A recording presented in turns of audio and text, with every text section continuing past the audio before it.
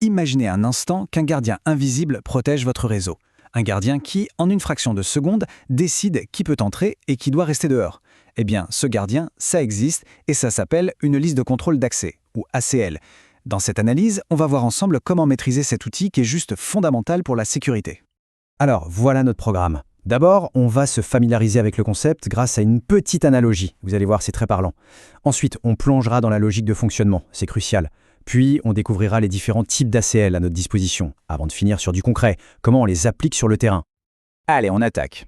Imaginez que votre réseau, c'est une sorte de club privé très select. La question c'est, comment le videur à l'entrée, c'est qui il doit laisser passer et qui il doit refouler? Parce que c'est ça la vraie question. Un routeur s'abrasse des milliers, voire des millions de paquets de données chaque seconde. Il ne peut pas deviner. Il lui faut des instructions, des ordres très clairs pour savoir quoi faire. Et c'est précisément là que les ACL entrent en scène. En gros, une ACL, ce n'est rien de plus qu'un filtre. C'est une simple liste d'instructions, une checklist, que le routeur va suivre à la lettre pour chaque paquet de données qui se présente à lui. Et à la fin, la décision est binaire. Tu passes ou tu ne passes pas. On en revient à notre videur. Son job, c'est d'appliquer la liste d'invités. Pour chaque paquet qui arrive, il va vérifier certaines informations. D'où est-ce que tu viens, où est-ce que tu vas, et en fonction de ça, ce sera soit bienvenue, entrée, soit désolé, ce n'est pas possible. C'est aussi simple et en même temps aussi puissant que ça. C'est la base de la sécurité réseau. Ok, maintenant qu'on a compris le quoi, passons au comment. Le fonctionnement d'une ACL, ce n'est pas de la magie, non. C'est un processus hyper logique, très carré, et il faut bien le comprendre. Alors ça, c'est la règle d'or, le truc à retenir absolument. Quand un paquet arrive, le routeur prend la liste de règles et la lit depuis le début, ligne par ligne. Et attention, dès qu'il trouve une règle qui correspond au paquet, il s'arrête. Il n'ira pas voir plus loin. Il applique l'action de cette ligne, autoriser ou refuser, et son travail est terminé pour ce paquet. Tout ce qui vient après dans la liste est complètement ignoré. Du coup, on comprend tout de suite que l'ordre des règles, c'est tout. C'est absolument crucial. Si on met une règle très générale du style autoriser tout le trafic web, avant une règle spécifique comme bloquer ce site malveillant précis, eh bien, le site malveillant passera sans problème. C'est l'erreur numéro 1 et c'est pour ça que la rigueur est non négociable. D'accord. Mais alors, imaginons un autre cas de figure. Un paquet arrive, le routeur parcourt toute la liste, de haut en bas, et aucune règle ne correspond. Rien. Qu'est-ce qu'on fait?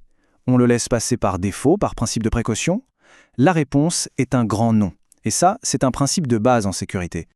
En fait, il faut s'imaginer qu'à la toute fin de chaque ACL, il y a une dernière ligne qu'on ne voit pas, une règle invisible qui dit « refuser tout le reste ». On appelle ça le refus implicite. En d'autres termes, si le trafic n'a pas été explicitement autorisé par une des règles précédentes, il est, par défaut, systématiquement refusé. C'est ce qu'on appelle une posture de sécurité par défaut. Bien, maintenant qu'on a la logique en tête, on peut ouvrir la boîte à outils. Parce que toutes les ACL ne se ressemblent pas. On a principalement deux grandes familles, avec des capacités bien différentes. D'un côté, on a les ACL standards. Elles sont simples, basiques. Notre videur avec une ACL standard ne pose qu'une seule question, d'où viens-tu? Il ne regarde que l'adresse IP source.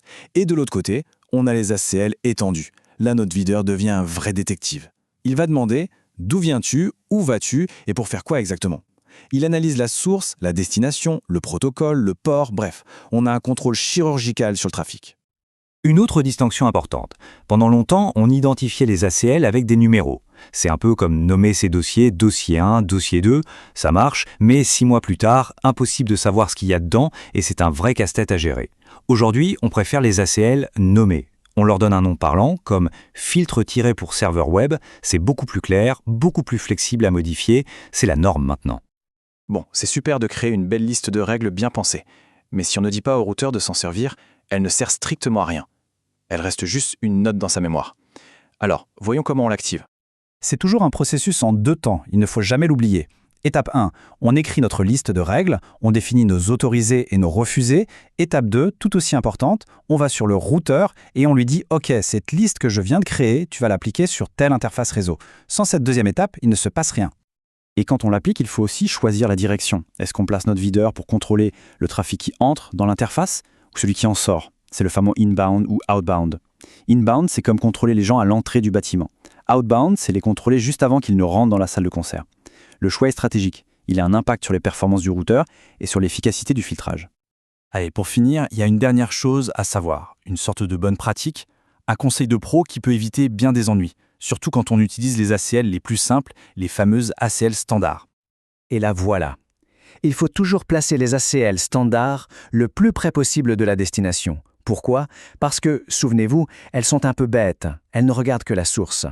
Si on les met trop loin, trop en amont dans le réseau, on risque de bloquer du trafic légitime qui allait ailleurs. C'est comme mettre le videur à l'entrée de la rue au lieu de le mettre à la porte du club. En plaçant l'ACL juste devant la porte du serveur qu'on veut protéger, on s'assure qu'elle ne bloque que ce qui est nécessaire et rien d'autre. Et c'est là qu'une simple liste de règles devient une protection vraiment efficace.